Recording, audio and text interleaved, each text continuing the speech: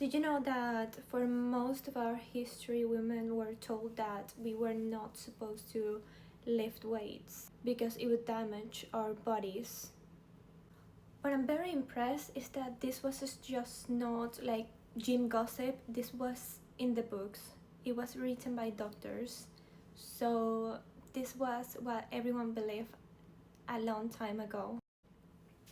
Did you know that in 1967 there was so little information that they said that a woman couldn't run a marathon, but Catherine Switzer, she decided to run the Boston Marathon, and an official tried to rip off her number of her chest, but she kept running and she proved everyone that she could do it. After this, it was impossible to, of course, deny that our body could manage this. In the first Olympics, women were not invited. The person that created modern Olympics said, and I quote, "The solemn and periodic exaltation of male athleticism." So in 1928, women ran 800 meters, and this was banned for 32 years because they looked very tired at the end of their run compared to men. Victorian doctors said that women were left with no energy to have babies, basically, and that's why they could not do these workouts. Now, I remember I did a masterclass in female specific fitness, and I remember a few things, so I want to kind of talk to you through it. Women have higher proportion of type 1 muscle fibers, and which means that they recover faster between sets compared to men. Second is that our body responds just the same as a man when we are doing progressive overload.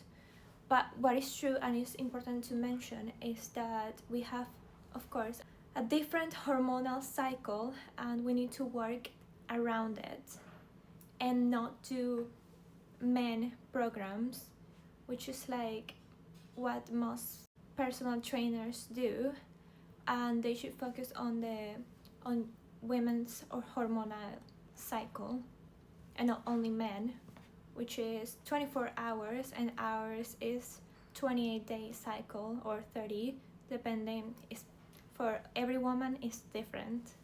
And the third one, and one that I have mentioned before, is bone density. So women really need resistance training. Resistance training builds bone density, and this significantly reduces the risk of osteoporosis. So when you're going to the gym and lifting weights, you are basically investing in yourself, in your future self. So you are investing in the body that you will have when you are in your 20s, in your 30s, in your 40s, and your 50s, and so on. So do you feel that when you enter the gym, you feel like the machines aren't made for you?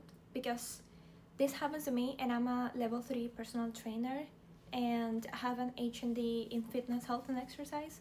In the 80s and in the 90s, women were told to lift light weights, to do higher repetitions, to tone and not to bulk, basically to stay small and do cardio.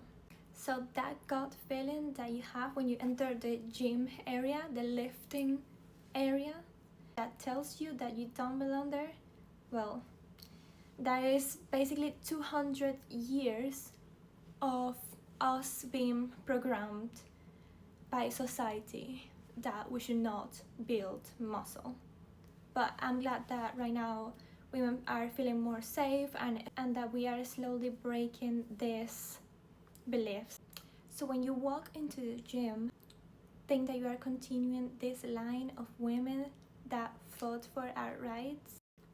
So next time that you go to the gym and you grab a barbell and to do your squats on your squat rack, and you are ready, you're excited, but something in your mind tells you that this is not made for you.